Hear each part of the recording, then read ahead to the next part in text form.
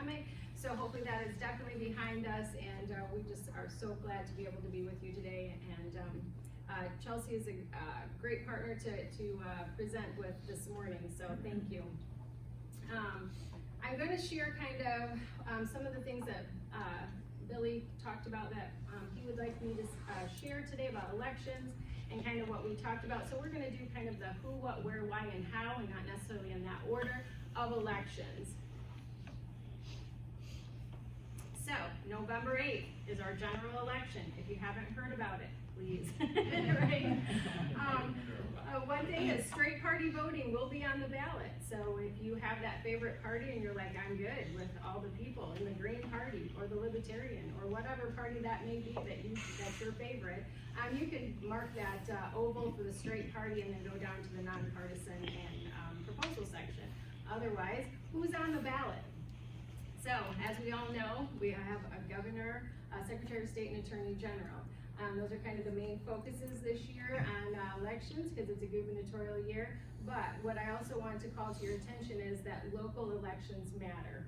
And so a lot of people get all keyed up about the top portion of Mr. Hadsma is on the ballot again this year as well. So we get focused on that, and then we forget about our local politics, and that's where it affects us each day. And so we need to remember that we have offices that locally for our county commissioner, we have local judges on the ballot this year. You're going to have, depending on where you live, you may have city offices, village. There's a few townships that do, but then besides the state proposals, you also may have some local proposals. So if you're not sure what's on your ballot, I'll tell you in a few minutes about how you can look ahead at what's on your ballot. Just make sure you flip that ballot over. It is a 2-page ballot, and we don't want to forget all the important items on the back of your ballot. So why should I vote? So by voting, citizens exercise their freedom to choose someone to represent their views and interests in life. And more than ever today, we need to make sure that we're voting for people who represent how we believe, and we feel that our local and up to national world should be run. Voting promotes democracy. That's more important than ever today. It holds leaders accountable, and voting affects domestic and foreign policies, and voting impacts your wallet, right? And that's a big one right now with our economy and things rising due to the pandemic and other issues. And every vote matters. And I really wanted to make sure that I stress this. I've had husband and wife say, well, my husband voted this way and I voted that way, so we just canceled each other out. No, you didn't, because every vote counts. Races can be won or lost by one vote, and it might be your one vote. So some people do, they're like, well, there's no reason to vote because, you know, my spouse isn't gonna vote the way I think they should, or they have different opinions or views than I do, so they're voting one way, I'm voting the other way, so why vote? No, every vote matters, so please make sure that you do get out and exercise your right to vote. How do I register to vote? So hopefully everybody in here is already registered to vote, right? But if not, you can still register for the November 8th general election at michigan.gov/vote. So if you like to be on the computer and you just want to do it online, you're more than welcome to go to that website. There is a plethora of information right there on that site. We also have a link from our website that you can register to vote right there. You can also go into your local city or township clerk and register. So there is a deadline. So October 24th, which I believe is Monday, is the last day to register to vote in any other manner than with your local city or township clerk. So after November 24th, you can only register with your local city or township clerk in order to be able to make sure that you can vote on the November election.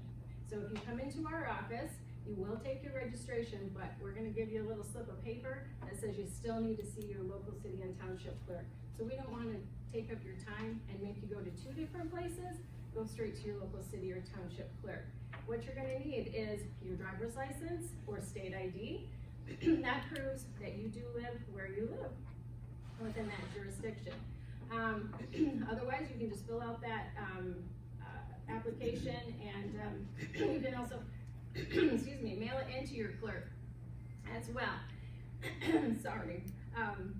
And then, like I said, if it's within the 14 days of the election, you do need to register to vote with your local clerk.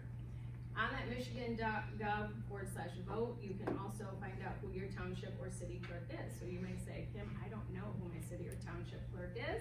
Like we have Sheridan Township Supervisor here today, and he can help you find out where, if you live in Sheridan Township, right where they are, and get a hold of Stephanie, the clerk at Sheridan Township. So who does what?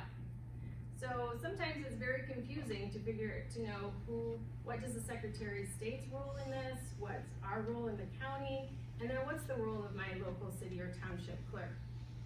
So the Secretary of State, the Michigan election law has designated that they are the chief election officer for the state, and they supervise over the local clerks to make sure that they are doing everything that is needed according to the statute. So they have a very important role. The Secretary of State wears many hats. So this is just a synopsis of what each of us do, but kind of synopsizing that just to elections. The county clerk's office, we've been very busy. It takes a lot to get to the point of November 8th when you see that ballot. There's a lot of things behind the scenes that our office has to do. We start working on that ballot usually in May, really, with deadlines that will end up being on the November ballot. So it's quite encompassing.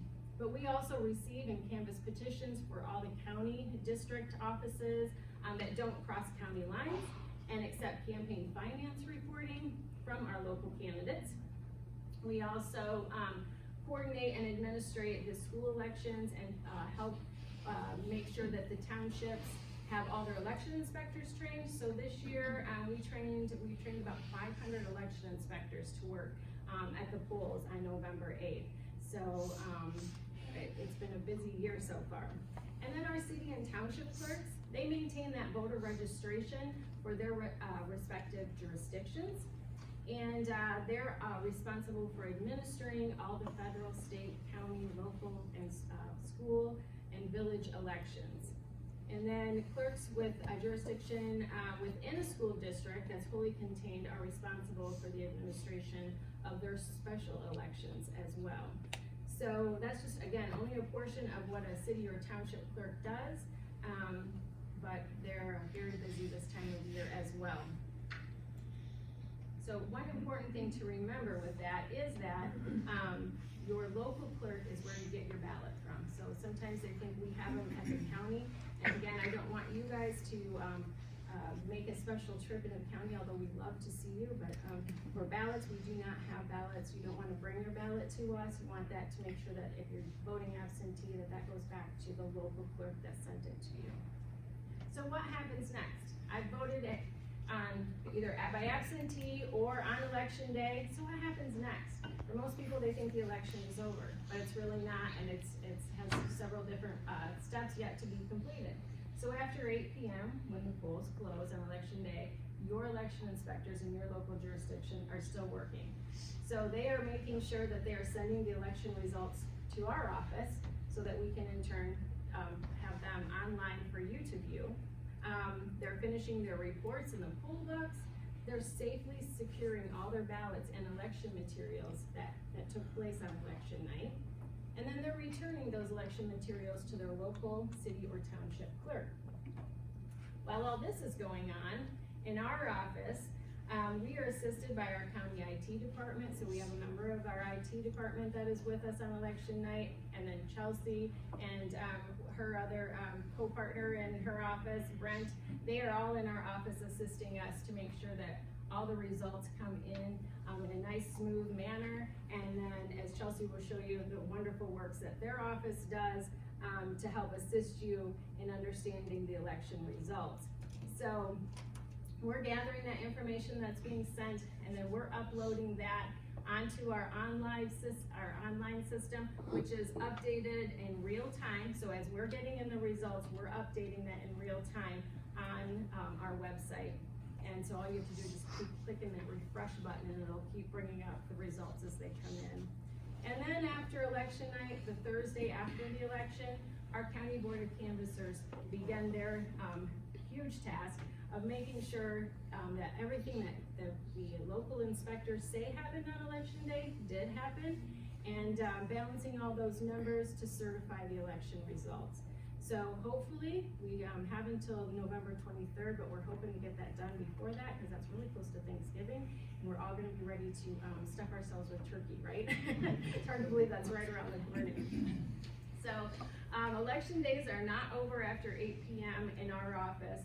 And then after that, of course, we do have the audit process with some of our local clerks that will be determined by the Secretary of State. So we usually finish and we'll be done with the election probably sometime in the end of December. So think of us when after 8 p.m. on November 8th.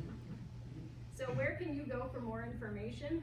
So here's our websites. We prefer to screenshot that or write them down.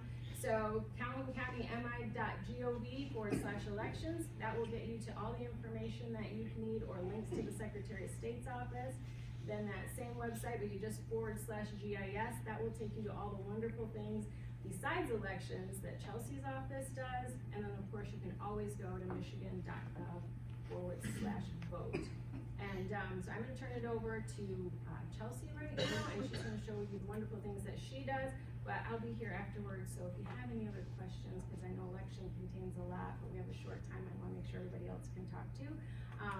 So thank you very much.